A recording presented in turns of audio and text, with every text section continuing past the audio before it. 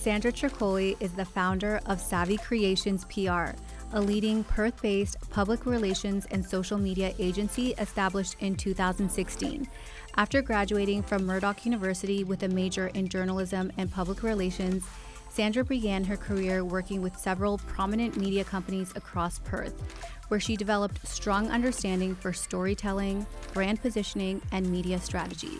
Since founding Savvy Creations PR, Sandra has built a respected reputation for helping businesses grow through the power of strategic PR, digital marketing, and social media management. Over the years, she has worked with a wide range of high-profile clients and brands, including Aston Martin, Lamborghini, and Rolls-Royce, just to name a few. Thank you so much for coming on the show today. Thank you for having me. I always like to have a good chat. Yes, I'm so excited. So we met through a mutual friend. Yes. We met through Ash, right? Yes, we did at the Fusion dinner, which was amazing. That was a while ago, about 4 years ago, I think. Yes. Oh my gosh. That was, I love intimate containers like that. And I feel like you just get to meet the best, just women that are like high frequency, like ambitious. And it was just such a special it was such night. a nice, I still remember that as, I've obviously gone to so many, and I'm sure you have as well, like events and networking and that. But that was just, it had like a special energy to it. I think it was just, I think for me, I get overwhelmed when there's like too many people. So I felt like it was that perfect amount of women in the room, and just, we all kind of had shared our visions, and it was just really nice. So and it was so vulnerable. Like a lot of us who hadn't even met, and we're sharing a lot of us like cried. our deepest thing. I think we all cried. I think so. I don't know if it was the wine or the emotion of both, but we all cried. It was so good. So thanks to Ash. Shout out to Ash. Yes, Ash from Fusion. Yes, I wanted to invite you on the show because I'm so interested in what you do, just from like a business perspective. And like when we think about PR, I think it's almost like a big word for people. Like people don't even know what it really means. So I'd love to delve into like what is PR and what your business does, and then we can take it from there. Thank you. So thank you again so much for having me. So I think when people think PR, public relations, it has changed kind of over the years. I think, we've got traditional PR, and then we've got kind of digital PR. And I think over the years, it's definitely changed. Consumer behaviour has changed. The psychology of how people make purchases or do things has changed. So it's evolving, just like social media and everything. But in a nutshell, PR, public relations, it's really about how you are perceived in the public, right? How are you perceived? So if I say, Nike, for example, what's their perception? What do we think when we think of Nike? Or it could be a person, say, Richard Branson. What do we think? So it's really kind of what comes to mind when we think of a business or a service or a product. It's like, what are the top things that come to mind? And that's all created through PR. So sometimes people may do great PR without even really realising it. And I think sometimes, in fact, a lot of the time people think PR is just getting published in the media, whether it's on TV or radio or that. But really it's kind of changed in the sense that we are still responsible for our own PR now, which is through social media. So there's that element, which I think is really good because it gives the consumer, or it gives the business or the person ownership to be able to actually create their own public image. I feel like, if we went back 10, 20 years ago before social media, you kind of really were reliant on media to write something about you for you to be positioned in a certain way. Whereas that is still true to a degree, obviously, but then also it gives the power back to the business owner or the person wanting the PR to go, hey, I'm going to create my own, PR. I'm going to create my own voice. I'm going to create my own tone, my own style, my own brand, and how I want to be perceived. So I think that's the benefit of the evolution of PR, that it has changed, and I think it has given people more kind of control, I guess. But then you've got that other side of PR, which is still very highly respected, which is the media. Whether it's, TV, radio, print, digital, it's about getting third-party sources to write about you. And I think the benefit of that is that it gives you a lot of credibility and authority as a business. It's definitely evolving, and it's continuously evolving. But I think it is incredibly important for businesses that know where they're going to source PR that's going to be aligned with what they want to achieve. I think sometimes, and I've had this over the years, clients will come to me, be like, I want PR. I'm like, okay, but what do we want to achieve through this? There needs to be an objective. Every PR strategy, every PR press release, it needs to have some sort of objective so we can actually tailor the press to that objective, identify what media is going to be most, relatable to this, and what's their demographic. So there's a few kind of steps to it. But yeah. I love that. So sorry, that was a lot more than No, I love that. And I love the two sections of it. So there's part of PR that we get to control, and that's Correct. like our front-facing social media. Yeah.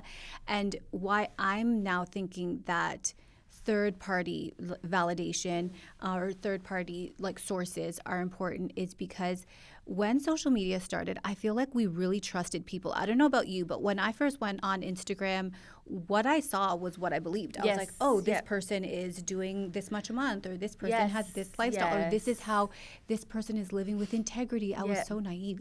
I believed that everybody was telling the truth.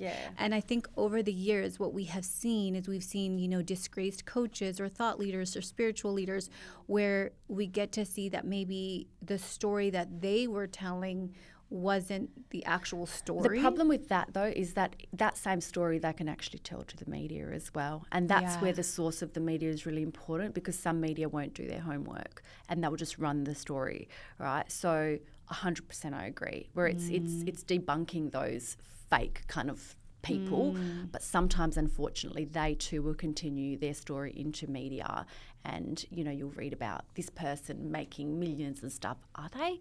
But in the media it seems like that. So that's so interesting. It's a bit of and an I interesting, think, and I think that's where we've also seen from like people being featured and this is what they're doing to now. I don't know if you saw, there was like a Australian male coach who had a feature on 60 Minutes, but he was getting exposed basically for taking advantage of clients and really treating them very poorly. Women were coming to him to get relationship advice to help them get into the relationships. And he was, in some cases, according to them, verbally abusing them and saying, this is why you're never getting a partner and things like that, and like overcharging and all of that.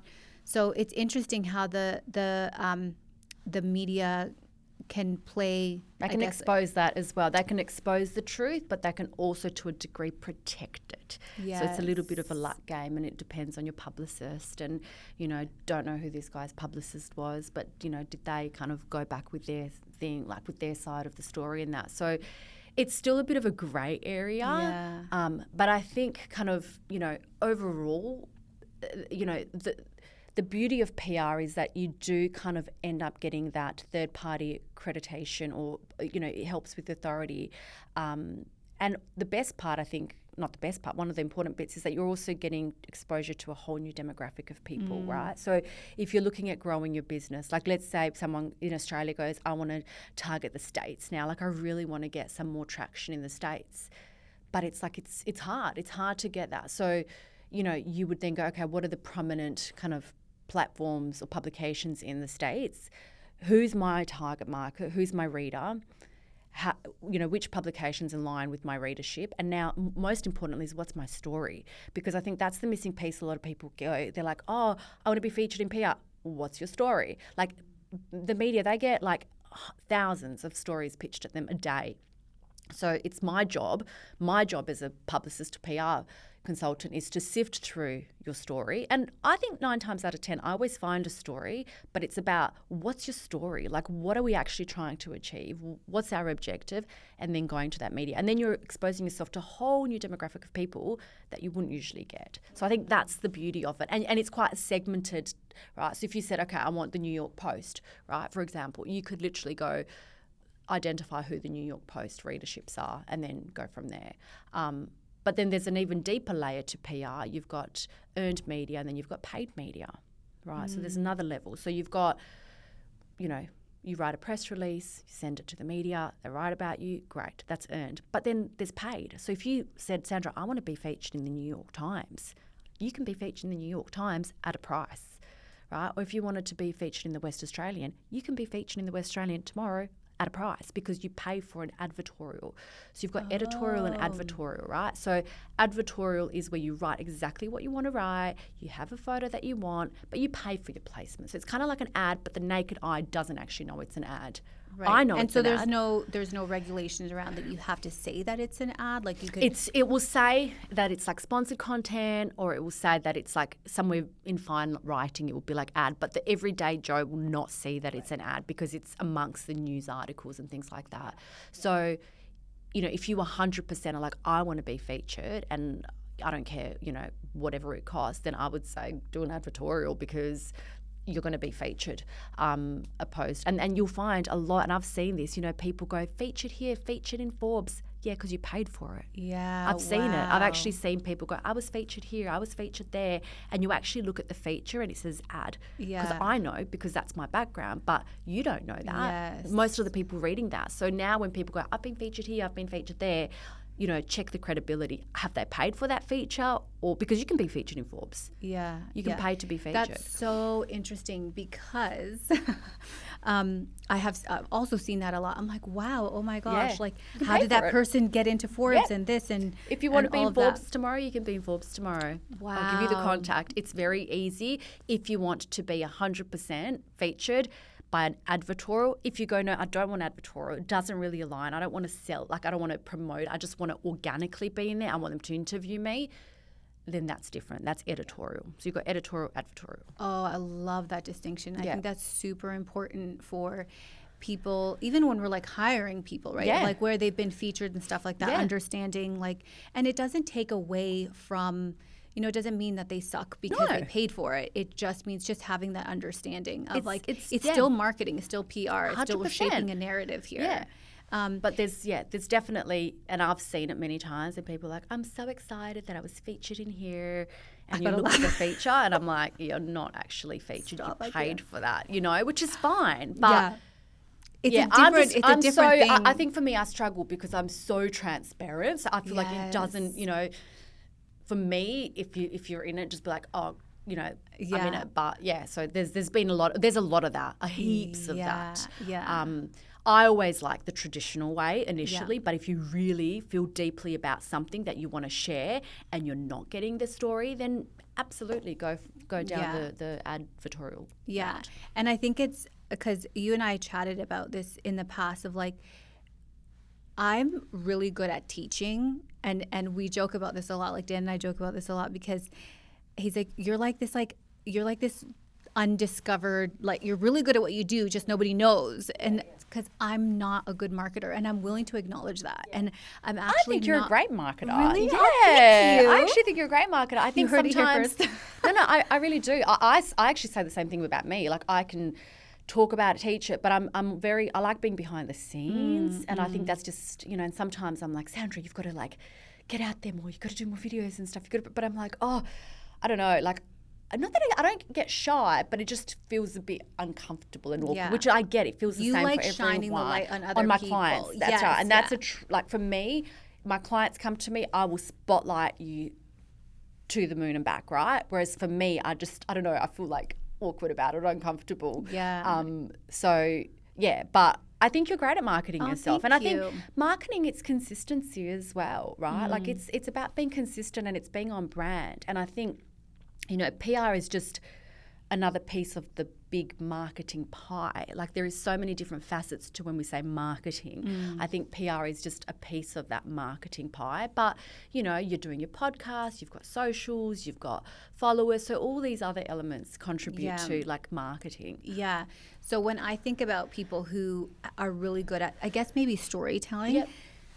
So someone used the example of Mel Robbins. She's undeniably great. Like she's excellent at what she does, but her intro to the personal development space and how she got her exposure was through the story of, I was this much in debt, I had this much credit card, I was losing my job or whatever it was. It was like this very from the Let Them big, theory. I read that. Great book. This big story. And then they propelled her right into, it was like her hero story. Yeah. And when I look at my story, I know there's elements of that, and I've never fully leveraged that because I've seen people who've had documentaries or written books, and they tell their story. I'm like, oh, like I went through all of that and more. You're like, my story's better. Yeah.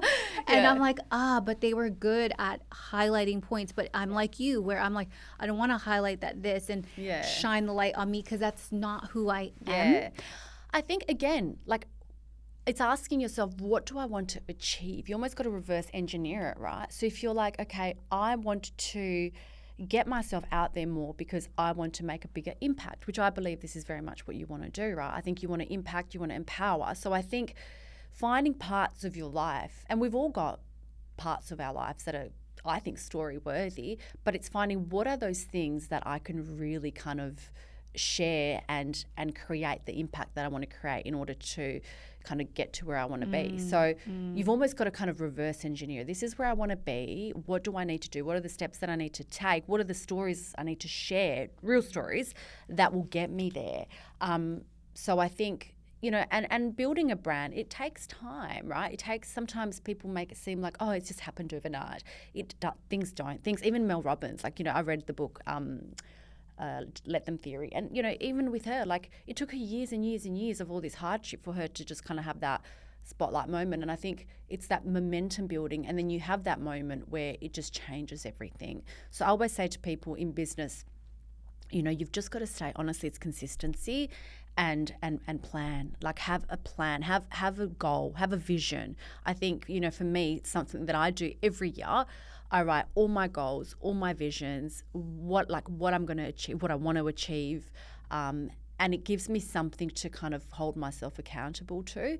But I definitely think in your case, like, you've definitely got heaps of potential kind of PR ideas and stories that you can share. Thank you. Yeah. Yeah. So we're working on that in terms of like formulating some stories that could be, you know, maybe one is like the hero story, one is more a controversial viewpoint, because, you know, just going against the grain, or, you know, and then there was another one. So we're working on 3 that we could potentially pitch. But I agree. It's like sometimes you need to call in someone to support you with this. Otherwise, you can kind of feel like you're going nowhere.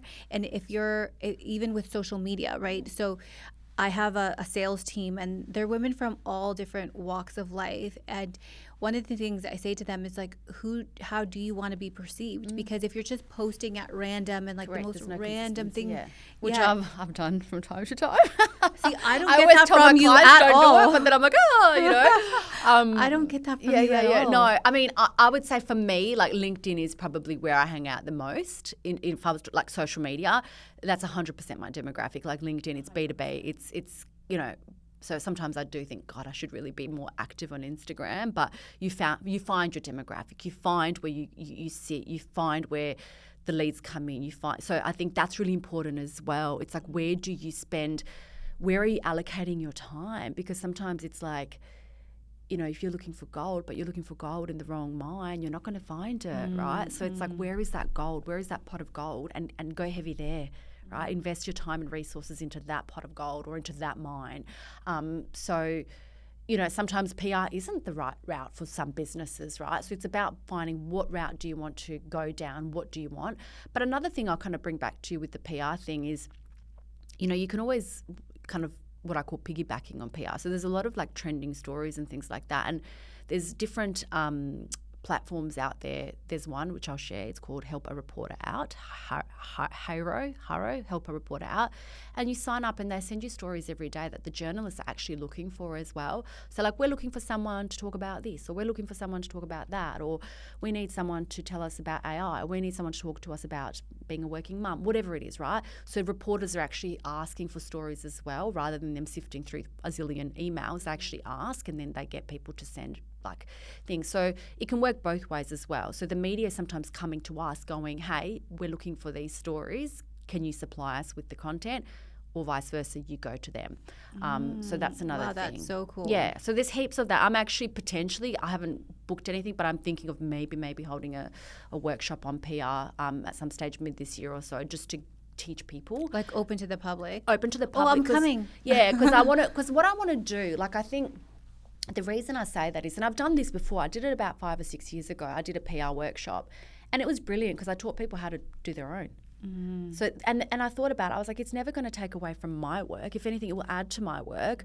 I've got a lot of corporate clients that I work with. They'll never come. I mean, not never, but a lot of the time they'll be like, Sandra, can you just do it for us? But, you know, it's the small business owners that can't potentially afford to pay for like a publicist but still want to get PR. So it's crossed my mind actually over the holiday. I was like, you know what, I might do a PR workshop for people to come and learn about how to actually do it themselves. So yeah, I'll confirm that, but it's crossed my mind because I want to be able to share with people like you or other business owners, how do I get my own PR? How do I get featured in the media? How do I get stories without paying X amount of dollars? And so yeah, I'm thinking about doing that. So stay tuned. That would be so cool because I think you're right. There's businesses who are always going to outsource because they just don't have, they're time poor than anything else. Yeah. And then there's, you know, like small businesses, sole traders who are like, I'm trying to get my brand up and running. And I'm willing to put in that sweat equity to. And my thing is like, I think I'm at a stage in my life now where I really want to like share knowledge as well with people. Like I feel like holding on to just knowledge in itself is not getting me to that next stage of where I think I need to be. So I think for me, I'll always have clients coming to me needing, you know, me to do their PR. But I think for the small business owner, I can empower them to go and do it regularly. They don't have to go, you know, they can pitch a story every day if they want to and just get picked up. So, yeah, I remember I did a course, like I said, 5 or 6 years ago, and a girl from that went on and learn everything and has been featured in so much media since then. So again, I can give people the tips, the advice, but it's like a personal trainer. You can tell them what needs to be done, but they still ultimately need to do it themselves. So yeah, I'll confirm if I'm going to do that. I probably will, but I think it's something like that will just enable people to go and do their own and get featured wherever they want. That's cool. And also in terms of, you know, that also spreads your brand of like, that's the girl you want to go to for your PR. Like that's right. You know? Yeah, so you can offer the service, but you can also, you know, teach people to be able to go and do it themselves if they want to. Yeah.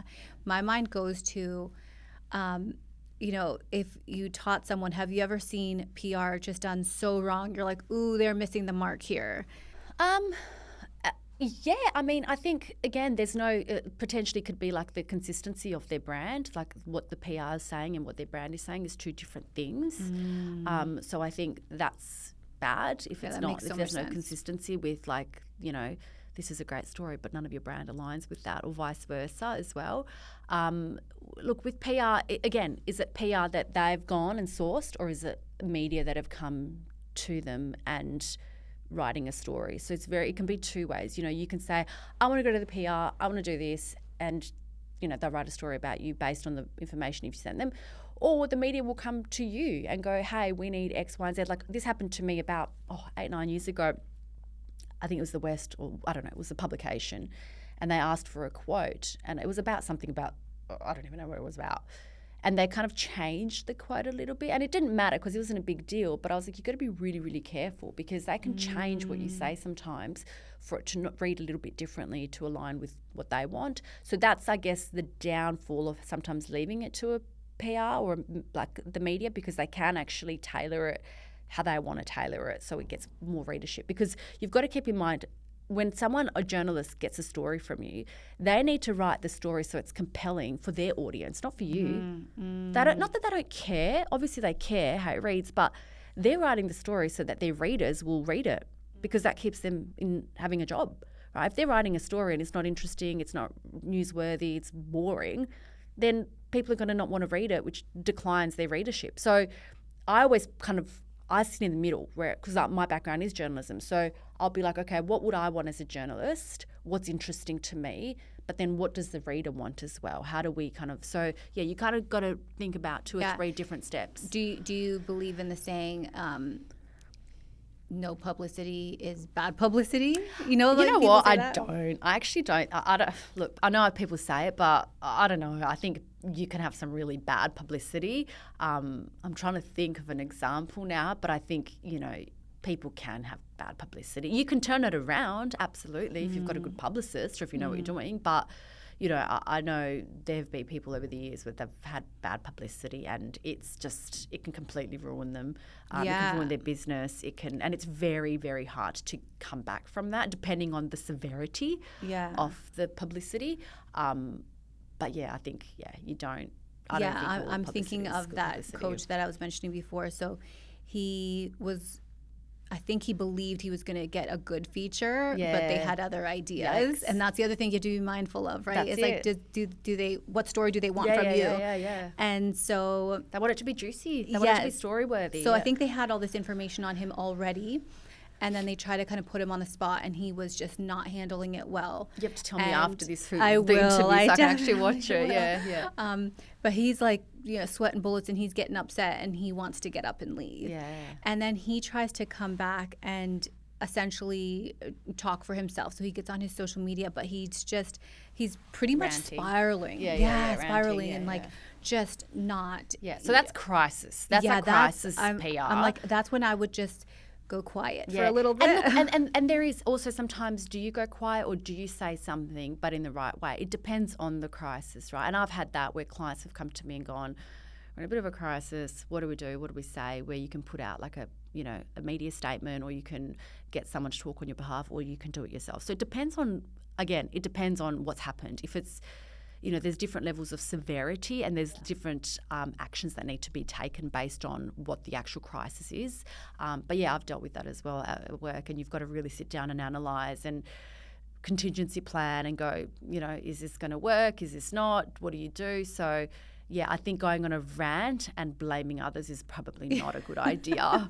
I think he needs a new publicist, this guy. So my unprofessional opinion, because obviously this is not my space, but I think that if you are in a crisis situation like that, you need to hire someone, because what happens is, and this is my area of specialty, is that when you are in like defense mode, your brain is not working right. Oh, absolutely. And you're emotionally heightened. 100%. And even articulate people will come across as emotional. Absolutely, and 100%. To the public, you're going to come across like unhinged. Yeah. So I would much rather people know that that my publicist drafted this beautifully worded, and that people can roll their eyes and be like, she didn't even write it, but I wouldn't even care. Yeah, that's better than me being trying to be all like, oh, it wasn't me, or One of the best life lessons I've ever learned is never make decisions when you're emotional, ever. My sister taught me this. I remember this was like 15, 20 years ago. She's like, it was something, I don't even know what it was work related or what. And she's like, Sandra, do not make a decision when you're emotional. And now anytime I want to make a bigger decision, doesn't have to be that big, but a big-ish decision, I'm like, Sandra, just let your emotions stabilize before you make the decision, because whether it's hormones, whether it's emotions, whatever it is, you can make the wrong decisions based on that particular state of mind you're in. So wait for your state of mind to stabilise, and then, and that happens a lot. Emotions can get the better of us. And, like this guy, you go on a rant and it can actually be more of a negative domino effect. So that's just a little life lesson. Yeah, I totally agree with that. And I think sometimes we want to respond, even like if we're angry, we want to respond to show that we have an opinion, or I'm not going to let them do that. And it's uncomfortable to sit in that discomfort. It's so uncomfortable, especially if he's like a life coach or whatever. Like, you're probably used to speaking, you're used to giving feedback, you're used to kind of being out there. So holding back and going, sitting with that discomfort, it's not a nice thing, but sometimes it's important, and I think that teaches us, everyone, like, you've got to have emotional resilience and regulation, I think. Yeah, and I think one of the things it shows is like self-control, because if you're a coach or a teacher, or you're trying to be a leader in some capacity, and you don't even have control over yourself, like, I don't think people even realize how glaringly obvious it is that you don't have your life together. Like, there's just no way. 100%. So I would rather be misunderstood for whatever is out there while I gather myself. Absolutely. And then come forward, because 100%. it's just 100%. So, I think there's, lots of different, I guess, versions of getting yourself out there. And I know I've mentioned as well before, going back to the kind of whole PR thing, you've got proactive and reactive media. So I'll talk a little bit about that for the listeners. So proactive media is kind of what we've predominantly been talking about, which is, you know, I've got a story, I want to share it. This is me being proactive, me pitching stories to the media daily, weekly, monthly, whatever, to get featured. And then you've got kind of more reactive, where the media is potentially, you know, they might be running a story on, like, I'll give you an example. A couple of years ago, they were running stories on all the builders going under, right, because so many builders were going bust. And I saw an opportunity for a client of mine who's a builder to reach out to the media and say, hey, this builder, this client of mine actually works on unfinished homes. So he works on unfinished homes. So I kind of saw what was trending in the media at the time, and I was like, hey, there's an opportunity here. And so then I went to the media and they wrote a story about him doing finishing homes, because all the other. So it's kind of reactive more. Like, I'm seeing what's going on at the moment. What are they writing about? And is there a link between, you know, myself or my clients, or if I'm a business owner, is there something that I can, you know, say?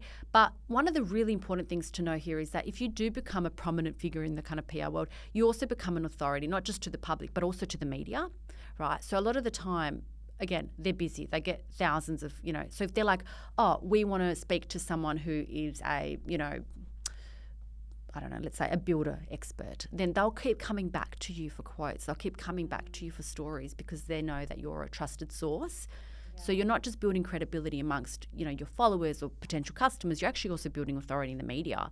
And the media it's quite not ancestral, but they all read each other's papers, they all connect and that. So that's another thing to keep in mind. If you start being a good voice and you're getting good readership and you're getting good stories and they're really liking it, and also you're sharing on your social media and you're getting more traction for them, then guess what? They're going to keep calling you back to get more and more stories from you.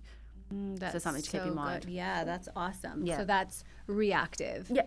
Like following the trends, seeing what's there, and just kind of, you know, or if, you know, what I mentioned before, like help a reporter out, they're sending out story ideas. There's so many different platforms that you can go, and they're literally daily sending stories. Like, we need someone to do this, we need someone to do this, you could spend all day just scrolling through stories that the media is looking for, and then identify 2 or 3 stories where you feel like, hey, I can click here, I can interject myself in here, I can interject myself there, and then get them to kind of run the story. So it can work both ways. Sometimes the media's after us, and sometimes we're after them, but the main thing, again, is that you've got to be really clear on what are you trying to achieve, and that your messaging is consistent across all the channels. Like, you don't want to be this way in this platform on Forbes and then completely different on another one. So you want to make sure that you're really secure on your brand and what your key messages are.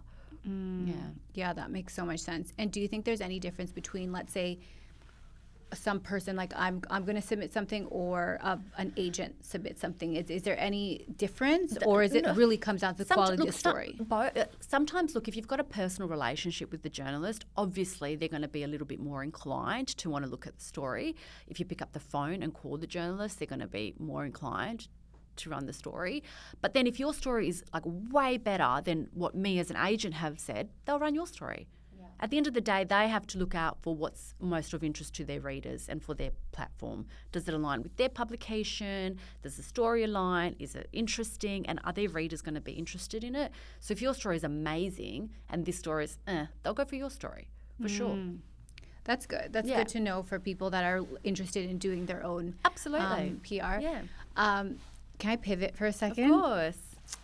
I remember seeing on your stories very recently, you're in a Rolls Royce. Oh.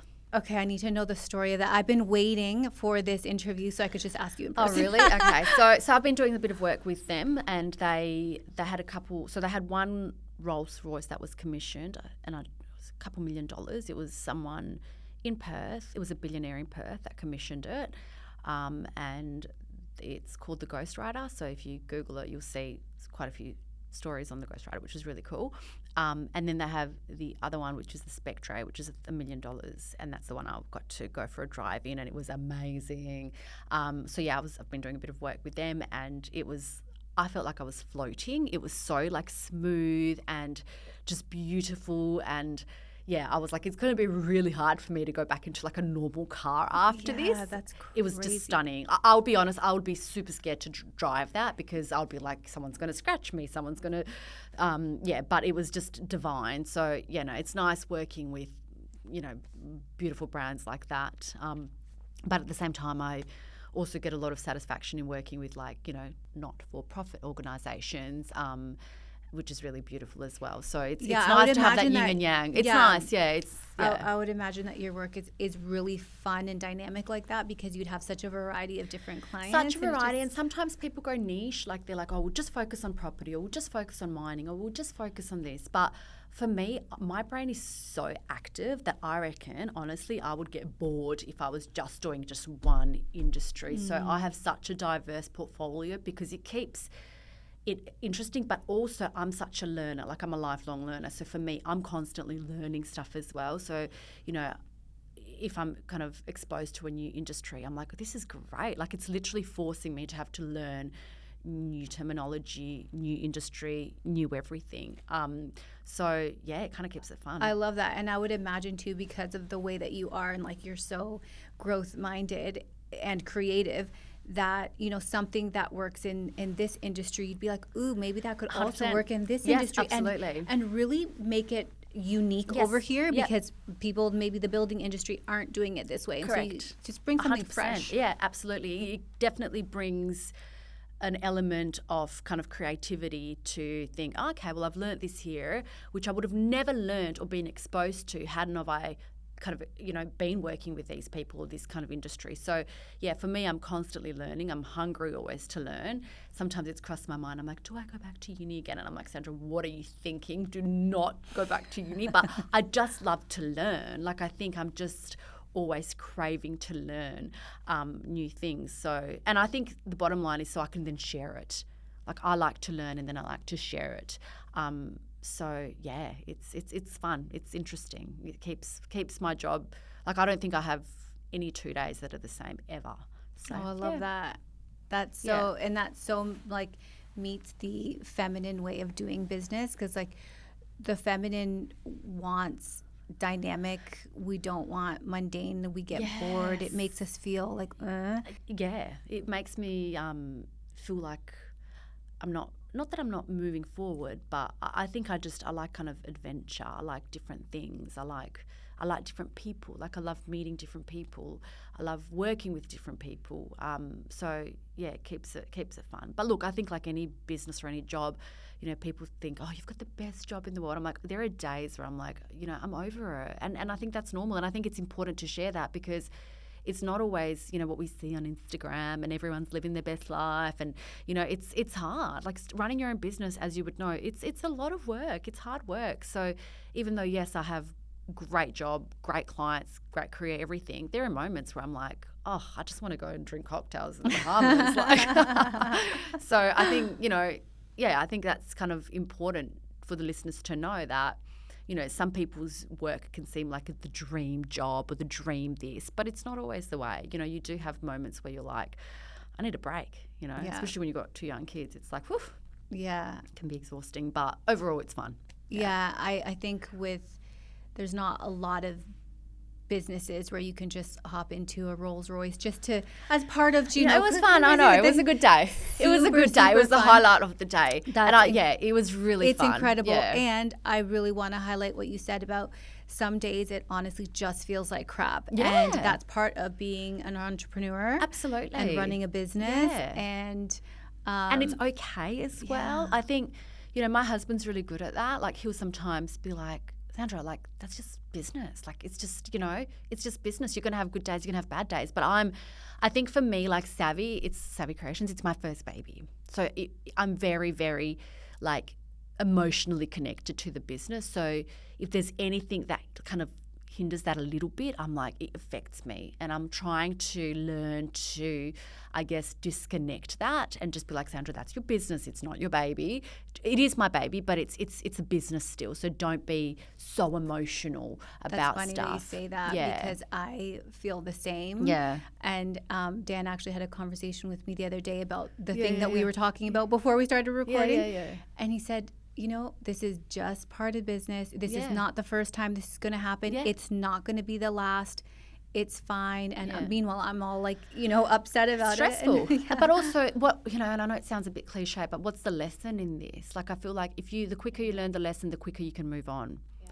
Right? So for me, I'm trying to think of something that, recently I had a client sign up, great client, and then literally like a week later they're like, oh, we're so sorry, we don't have the budget to do this anymore. And I was like, but why did you ask me to come down and sign up and whatnot? Like, you can't just, And they're like, I know, we're so sorry.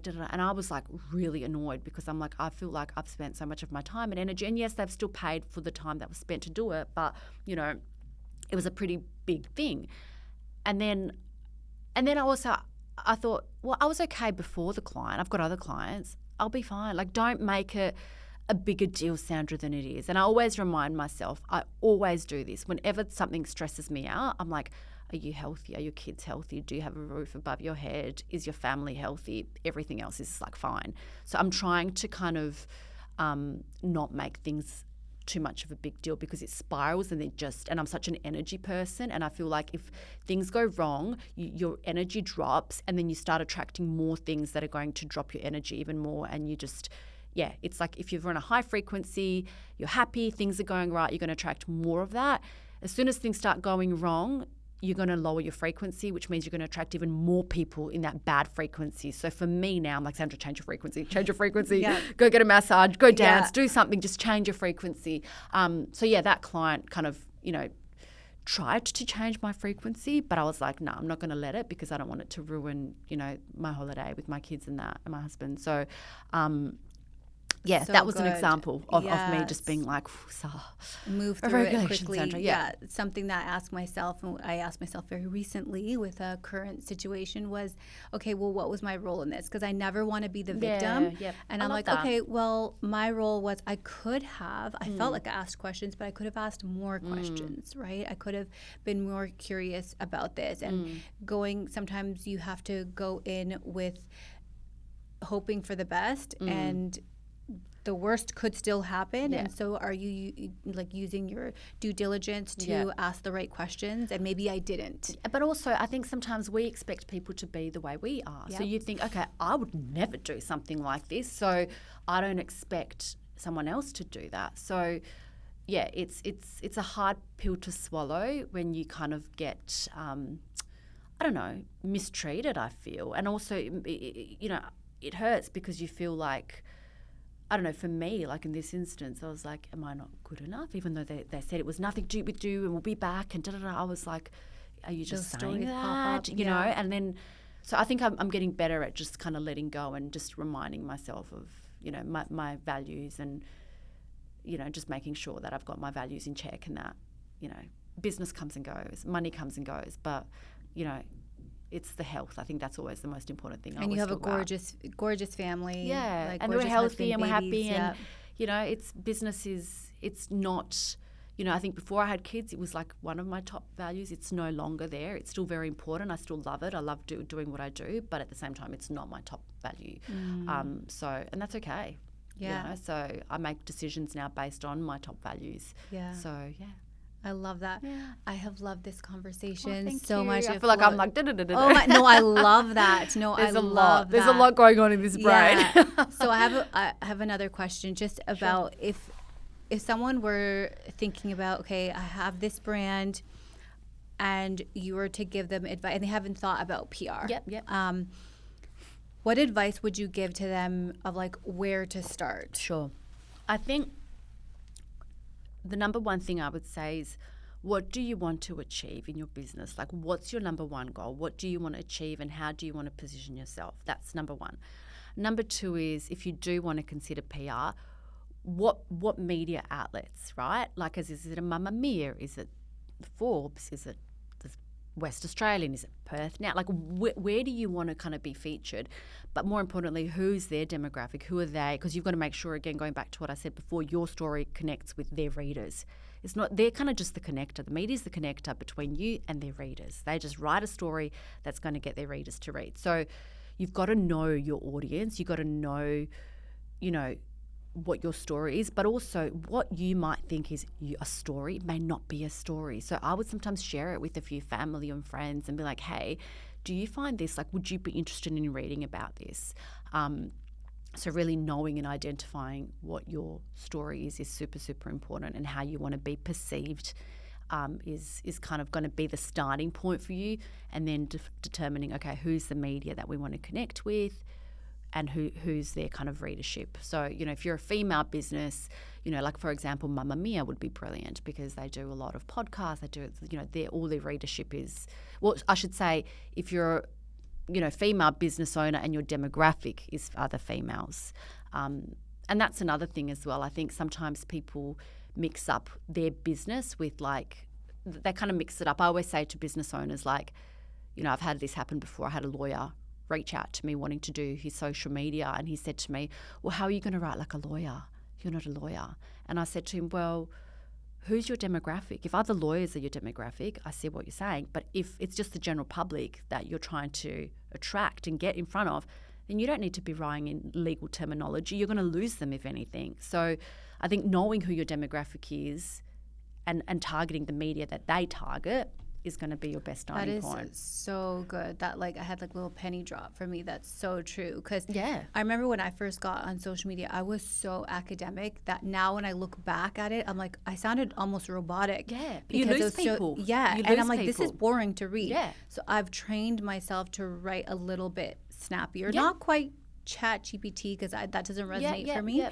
But I've just really, because I'm like the woman that I'm talking to is not teaching at a university. That's what I mean. Exactly, 100%. And that's the thing. And so now when I have clients who are in IT or here, it's great because I don't need to speak as an IT person. I need to speak almost like the salesperson that is talking about, look, you need to know to a degree, obviously, the subject matter. You can't just go in completely blindsided. But people, I always say complexity is the enemy of execution, right? That's something I learned from Tony Robbins. So complexity is the enemy of execution. If something is too complex, people aren't going to execute on it.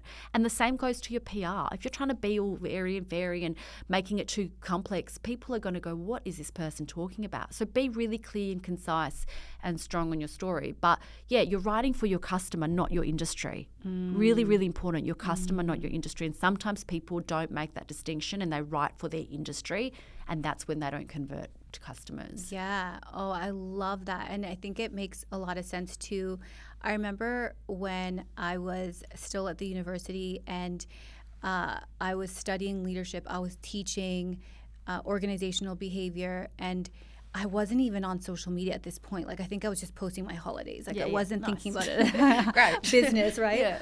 And I remember seeing people online and they were doing these posts and they were, from my perspective, I'm like, these are crap. But they had so many followers, and I can't even remember who said it to me, but they said it doesn't matter how much you know, it matters more who knows that you know something. Yeah, because if you can be brilliant and you can be an expert in leadership, but if nobody knows that you're there and you're not speaking to them in a way that is engaging, they're going to ignore you. Absolutely. And that's when my brain started shifting to, oh my gosh, I'm so unrelatable. I'm very boring when it comes to, because I would go through very methodically, let me teach you about leadership. No one cares. How does this apply to my life? Right? How's it going to make me a better mom? Yeah. I think for me, going back to, I did journalism, and I think one of the core things they teach you in journalism is kind of write for the general public.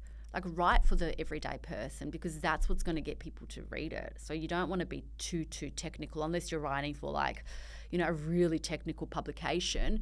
95% of the time, if you pick up any publication, everyone can basically read it. So I think knowing that, you've got to kind of make the language as readable and as accessible as possible. Yeah, I love that. So write for your customer, not your industry. Yeah, I and love that's that. what PR and social media as well. Huge takeaway for me. Yeah. Great. Thanks so much, That's okay. Sandra. I appreciate you. This Thank was so you. good. Thank you so much. And hopefully, if anyone's got questions, always reach out. But I think it's just kind of to round it up. I think PR is getting more and more important in the sense that it's getting noisier and noisier out there in the digital world. So you need to differentiate yourself. So if you can find some ways to do things that not everyone is doing, you will be kind of ahead of the curve. I love that. So yeah, thank you for having me. You're so welcome. Thank you. Yay!